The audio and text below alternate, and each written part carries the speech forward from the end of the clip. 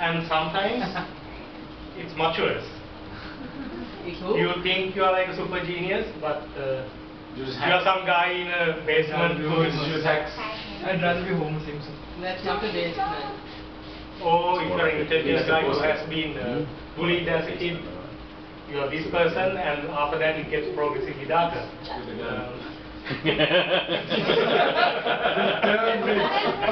Oh my God. Okay, question stop now.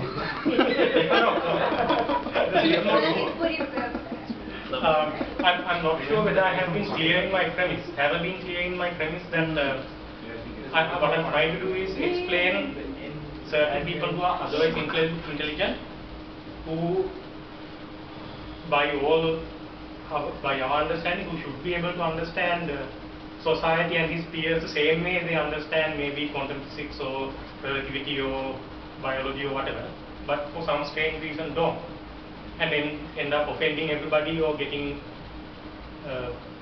being hated by everyone. This is the part that I'm trying to explain. I think the less intelligent people in this room might not have gotten it, but I totally get it. Oh, teachers met much. Teachers met. So I try to be a demonstration of what I mean. You know the extra credit is more questions, right?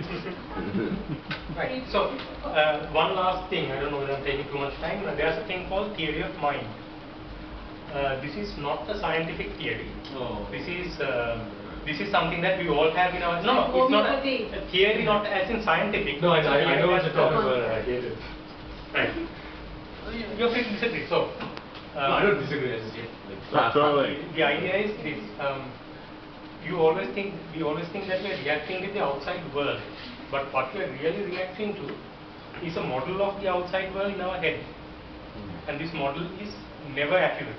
It's heavily approximate. For example, if I were to ask any one of you to think about the last day, yesterday, and whether it's a good day or a bad day, if you were to do a proper analysis, you would have to go through every minute of that day, and that would probably take another day.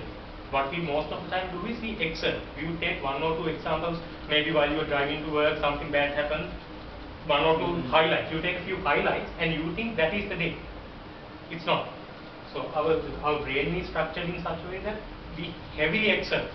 We only see, even when you are looking at me, when you are focusing, you see this, you think that you're seeing all this, you are not. You're just seeing like a simulation of what's around you. This is why the blind spot optical illusion works. Your brain feels in details. Okay? So what you're really seeing, what your emotions are generated in response not to this, but to this. Right? Does that sort of flow into the theory of when they talk about how eyewitness testimony is so unreliable because your brain fills in gaps? Yeah. With whatever you think is the best solution. This is how you win arguments as well. What makes the most sense to you? In fact, a model is not complete unless you model other human beings as well in your model of the world inside your brain, right? But this is also not complete. So this is not some guy, and here's how he sees the world. But still, this is not complete. There's a dimension that's missing here. These people are not just mindless automatons. They have their own minds. Because if you didn't have this is how a psychopath sees the world. For a psychopath, these are just walking automatons. They have bodies, they have behaviors, but they don't comprehend that these people have minds inside the space behind. So if I were looking at you, if I were a psychopath, I wouldn't appreciate the fact that behind your eyes, in that space, is another person like me looking at me. So you don't believe, so you'd be a psychopath if you didn't look at it from postmodern perspective. No, it's a feeling.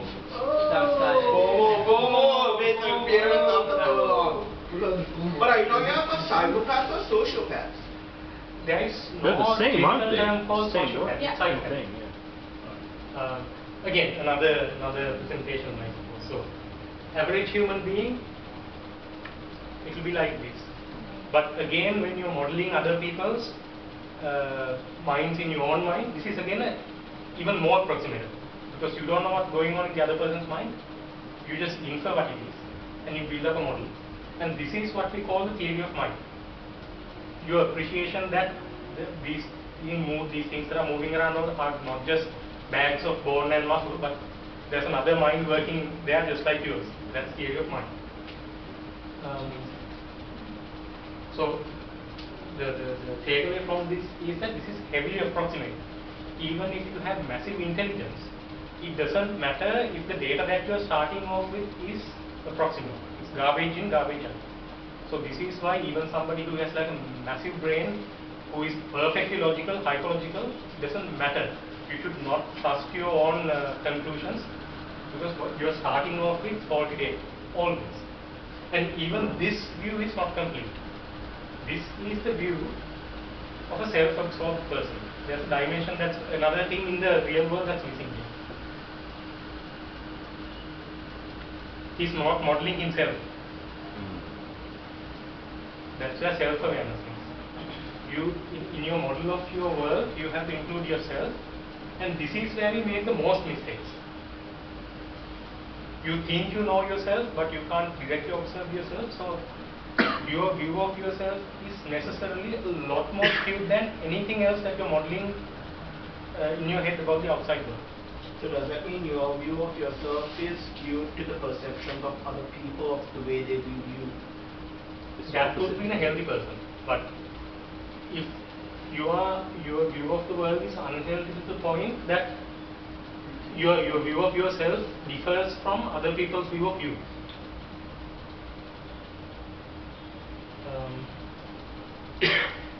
So basically, this is where, in my view, douchebags and assholes come from, especially intelligent douchebags and assholes.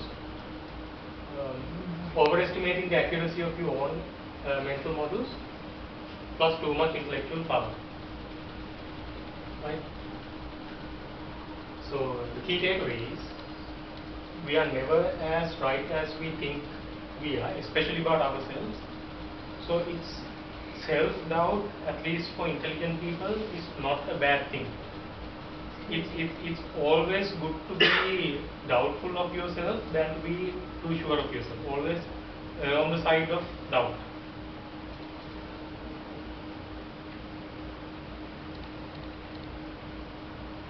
That explains a lot of things, a lot of internet arguments, I suppose.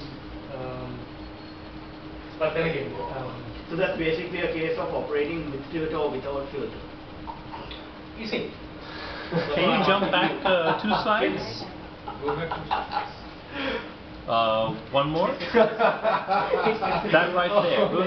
No, forward one. Yeah. Enhanced. Sorry. No. Zoom in. This describes not only people who are full of themselves, who are clever, but people who are too stupid to realize they're wrong. Because a perfectly dumb person That's and a person who's very arrogant, both are completely sure of themselves. That's called the Dunning-Kruger theory. The what? Or whatever.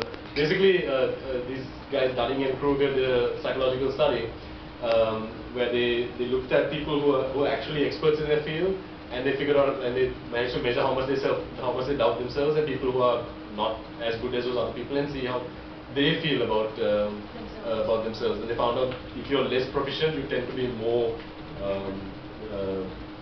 you tend to have a large ego about your abilities, and if you're more knowledgeable, you tend to self-doubt yourself more. Sort of like homeopathy. so anyway, that's it. So this time around, I didn't go into any methods or theory or anything like that. So this is like a basic introduction skewed towards a topic that is relevant. But yeah, go ahead. I just want to dispute an earlier point you made, but I don't think it affects your overall argument. I don't think people who are more intelligent have more power. Yep. Because I think any engineer or scientist will agree with me on this point, because chances are they're working for someone who is less clever than them, and that person is always getting paid more than them. And if you look at the kind of jobs that people who are smart are attracted to, they pick things where they can use their brains, where they're difficult, right? Or they pick businesses that are a bit bizarre or interesting for them for whatever reason.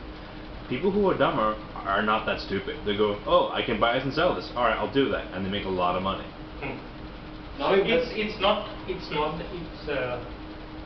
mutually exclusive. I'm not saying that intelligence is the source of power. It's one of the sources of power in the modern world. Just like certain leadership attributes or other things that give you power. But I dispute the whole the intelligence. nerds are inheriting the world thesis. I think we've seen outliers for that. I don't think we've seen the rule. But now in like, the thing is, we don't have a perfectly meritocratic society, so a lot of the people in power still have power because then of expecting politics or because of more people using them for politics, or because of school ties, or because of family. Like so many people who own the company not because they're good, but because they inherited it. But like a lot of people who start up these new companies tend to be quite intelligent, like Zuckerberg, for instance. Yeah, but the ones who make money, Zuckerberg stumbled into it more or less, right? Yeah. But the ones who make money are the ones who focus on the basics. But they're also good at it, so they're more intelligent in that aspect. But also to jump in where you said you talked about how there are other forces and things like that, but I think that's also what he said, Yeah, it which is doesn't invalidate, that neither intelligence point doesn't invalidates guarantee the other. it. It That's isn't the two guaranteed. sources of power. Or it's not the only, and it's not the only factors. cause. It's one of the factors that tends to give you more power. Yeah. And even if you don't own a company, you can still have power. Like a brilliant scientist would be quite renowned in his field, thereby having power in that aspect. But what is that? Because this is the thing. I think we're going to go around cycles, because I think fundamentally where I disagree is on the definitions. Some of the definitions I've heard this before. Yes, you have. I fundamentally disagree on some of the definitions, because I think, and that's where I think it's coming in, which is this idea of how intelligence equals power. I actually don't. I rarely find myself to be the most intelligent person in the room. I don't. In fact, most of the time I'm not. Survival power. You are rarely an asshole, right?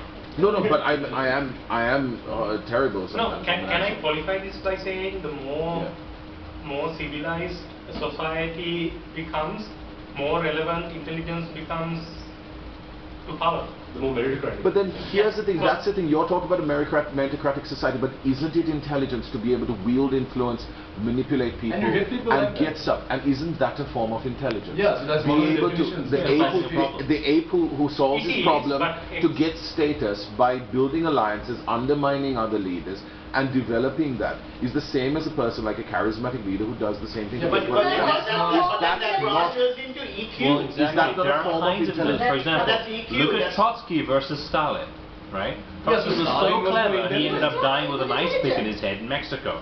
Stalin was from the get-go. Everyone was set up against him, and then he put in his will, whatever happens, don't pick Stalin, right?